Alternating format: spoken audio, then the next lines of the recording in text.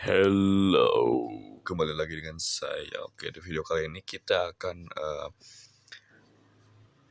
we talk about networking models ya guys ya. Jadi sekarang kita akan networking models. Nah, di sini ada outline. Jadi ada konsep, ada TCP IP model, terus TCP IP message, terus ada oscillator model gitu ya guys. Langsung saja. Oke. Langsung saja kita ke konsep OSI model.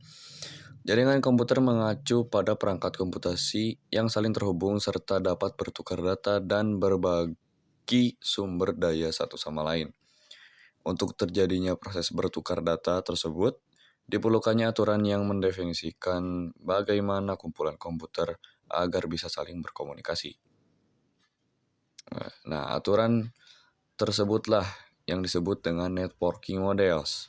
Jadi bagaimana setiap vendor dapat saling berkomunikasi dengan open standard networking models yang tersedia. Untuk saat ini, open standard networking models yang tersedia dan terkenal ada dua, yaitu TCP/IP model dan OSI model.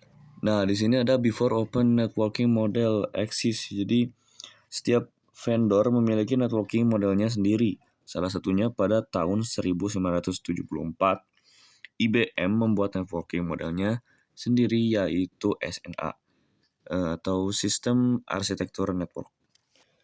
Perlu kalian tahu jika setiap vendor memiliki networking modelnya sendiri akan tumbuh masalah seperti kesulitan untuk menghubungkan antar vendor. Maka dari itu datanglah open networking model, yaitu pembuka agar setiap vendor dapat saling berkomunikasi dan bertujuan untuk menjembatani antara vendor tersebut. Jadi setiap vendor itu hanya menggunakan satu networking model yang sama, entah itu OSI model ataupun TCP/IP model.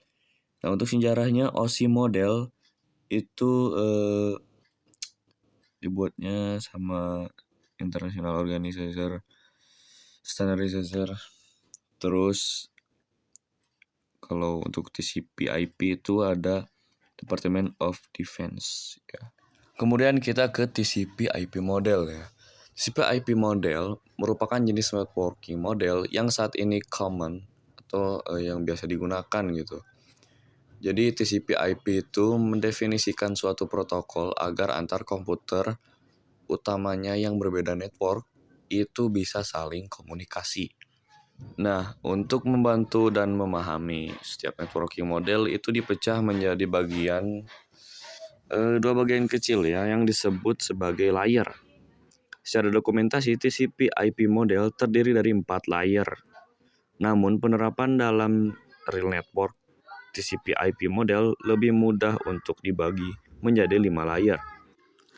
TCP/IP Application Layer. Application Layer berfungsi sebagai antar muka dengan aplikasi, mengatur bagaimana aplikasi dengan mengakses jaringan dan kemudian membuat pesan-pesan berskala.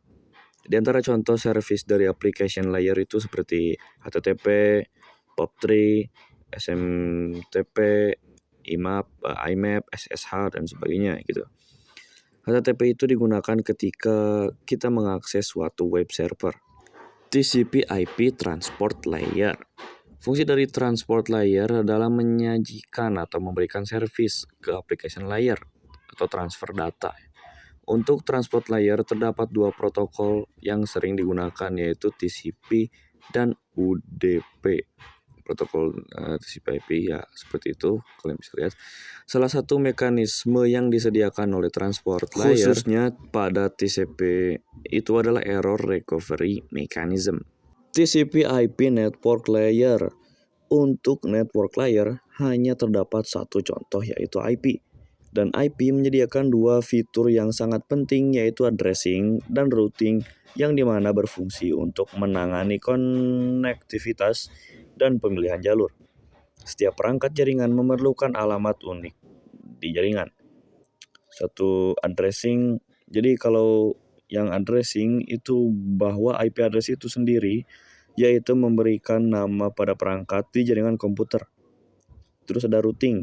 Routing salah satu fitur yang disediakan pada IP di bagian network layer yang bekerja layaknya kantor pos mencari rute tercepat untuk sampai tujuan. TCP/IP data link layer dan physical layer. Data link layer mendefinisikan protokol yang dibutuhkan pada physical layer. Salah satu fitur pada data link layer ialah VCS, FCS, Frame Check Sequence, yaitu Error Detection Mechanism, hanya mendeteksi error tanpa recovery. Addressing yang digunakan pada data link layer adalah MAC address. Physical layer mendefinisikan cabling pada suatu jaringan komputer, mendefinisikan secara fisik apa yang digunakan untuk menghubungkan antar device. Kemudian ada konsep OSI model. Untuk saat ini model yang sering digunakan hanya TCP/IP ya, karena untuk dari sisi pengembangan protokolnya atau modelnya, TCP/IP lebih dominan dibanding OSI layer. Namun OSI layer bisa dipelajari karena mudah difahami. Sebelum networking model ada, setiap vendor membuat atau memiliki networking modelnya masing-masing. Karena setiap vendor memiliki networking model yang berbeda-beda, maka komunikasi antar vendor sulit dilakukan. Jadi usaha untuk membangun suatu jaringan komputer sangat besar, sangat gede. Banyaknya vendor tadi itu, bagaimana upaya agar tetap bisa berkomunikasi dengan baik antar vendor satu dengan vendor yang lainnya. Oleh karena itu, dibuatlah sebuah model atau sebuah standar atau spesifikasi minimum oleh ISO atau International Organization of Standardization pada tahun 1984, yaitu dengan nama OSI atau Open System Interconnection, atau bisa juga disebut OSI 7 Layer Model. Nah, seperti ini OSI layer modelnya ya, ada Application Presentation Session Transport Network Data Link Physical. Nah, terus ada lower layernya itu berkaitan dengan user interface, data formatting, dan communicating session. Terus ada upper layernya berkaitan dengan bagaimana data itu mengalir. Oke, sampai di sini saja. Terima kasih semuanya.